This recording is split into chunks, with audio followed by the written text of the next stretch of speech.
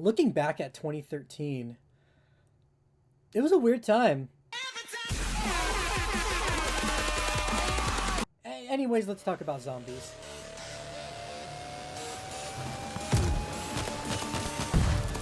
No more bombs. Whoa! All that practice paid off. So, the reason this entire video exists is because A, I really loved the movie World War Z as a youngin'. I had memories of watching the trailer over and over again. I was partially obsessed with Muse at the time. They did the soundtrack for the movie, and I went with my cousin to go see it, and at that time, it was my favorite movie of all time, without a doubt. But here we are all these years later, and as much as I love the movie, I do see its faults, especially after reading a massive chunk of the book. And B, at this time of recording this video, it popped up free on YouTube. I had to throw it on. But what are we here exactly to talk about? Yes, the topic is zombies. Yes, the topic is World War Z. But honestly, I'm here to talk about the game. And I thought I'd analyze the game mostly and compare it to both elements from the book and the movie, which, as you can see here, I have both. Now let's go over the movie very briefly. There's some pretty big faults with it. Again, as much as I love it, there's a lot of things keeping it from being like a pretty good movie. But there's also a lot to like. I love the idea of making a very grounded, pretty, realistic zombie movie. There aren't many that do that. All of them are like post-apocalypse movies. And the only ones that I'm aware of is Dawn of the Dead. That's like the only one that really comes to mind. World War Z was very much more a race against time thriller disaster movie disguised as a zombie movie. And I give it props for being something kind of different in the genre. I think the acting is really good, and the pacing for the story, it's actually very solid. The movie falls apart with its characters and just outright not being as interesting as what it could be, especially when you compare it to the book, and especially when you compare it to the game.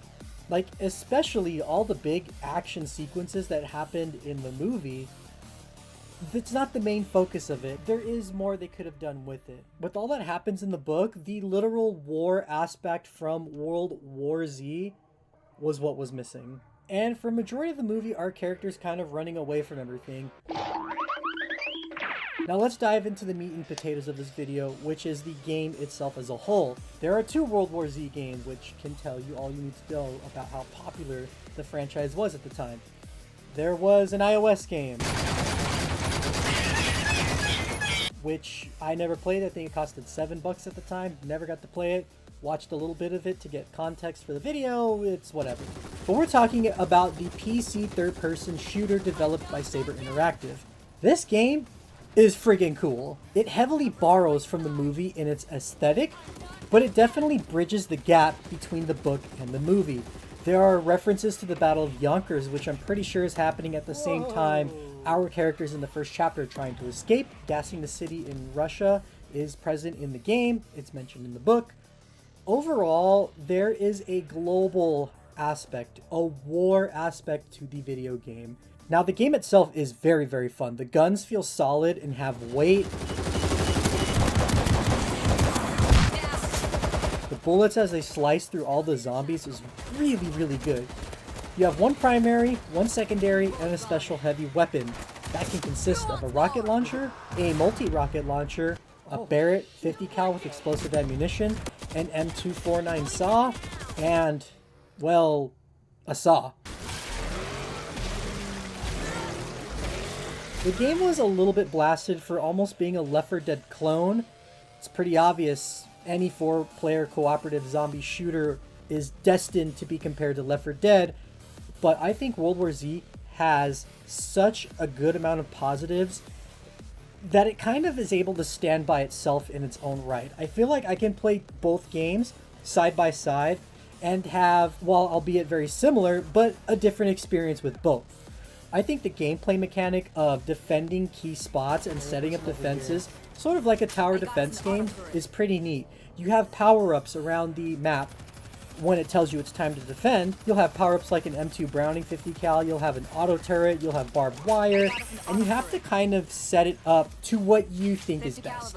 And I think that freedom of choice is pretty fun. They are set up in predetermined locations, so there is a little bit of restrictions when it comes to that, but overall, like I said earlier, it does kind of feel like a mini tower defense game. Now, what are you defending from? Literal waves of zombies. Just as we saw with Mark Forster's World War Z movie, these are the crackhead, run fast, climb on top of each other, pile on each other like ants, and they do so here, and that's what the special weapons are for. They're meant to kind of equalize the playing field since there's only 4 of you. This kind of helps the game, again, from feeling like a copy-paste 4-player co-op shooter like, oh my god, do you remember Earthfall or Back 4 Blood? Now, if I had to pick a personal favorite weapon, I love the saw. I think that the saw is just perfect.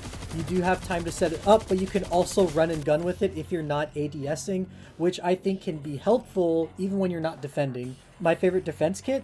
It's probably the auto turret, just because it's like you having another man on the ground fighting alongside with you. However, when you set up that stationary 50 cal and you're just holding down the trigger and these waves of zombies just run at you, it is a sight to see, and it is pretty fun.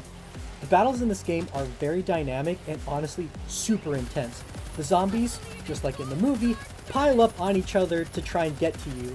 And that's actually one thing I like in the movie and the game as opposed to the book, is I feel like the sprint run fast zombie is way more frightening than the shambling Walking Dead that is portrayed in the book. So I will say that is something I prefer over the book. All that practice paid off. What? We're flying to Philadelphia! Oh, hell no!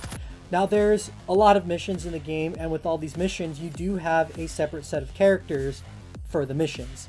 The characters are fun, their designs are pretty unique, some of them are a bit like anime inspired or like, I'll say it, like weeb related, but honestly all the characters are fun, they're all really cool. Some are badass, some are adorable, but overall I think it's meant to be fun. The voice acting can range from like kind of cheesy to like ooh, and sometimes unfortunately annoying, which just comes with the territory of having all these separate characters. Unlike its sister game Left 4 Dead, in which we're with all of our characters throughout the entire adventure, they are episodic.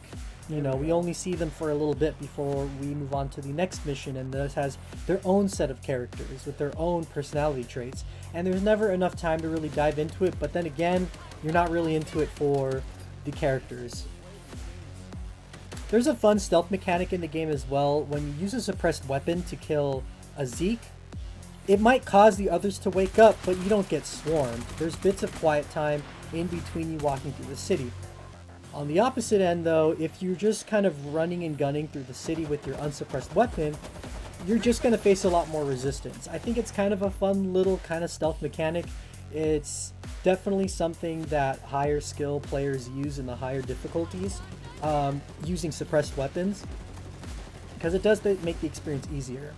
In the game, there's 9 campaigns to choose from that take place all over the world, from New York, Russia, Japan, Rome, France. There's just a fun variety of locations to fight in. They even took my location of Phoenix, Arizona, which I did not ever expect. I should play Phoenix just because we're in Phoenix. Held out as long. While there is a campaign, which basically that's all I play, and I even rarely play it with people, there is a multiplayer mode. However, I can't find anybody ever in servers playing. So I just stick with what I like and what's comfortable. This game is a sit down, I just want a chill game. I never get too sweaty, I just have fun with it. There is also a survivor horde mode that the mechanics can be a bit confusing, still kind of are to me, but personally I just like to stick with single player. Every now and then I'll dabble with the horde mode, but it's very rare. The best way to describe this game is just all out fun and excitement.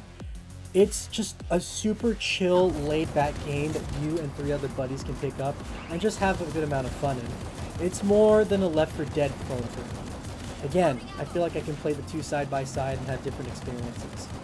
What do you guys think? What's your favorite 4-player co-op shooter?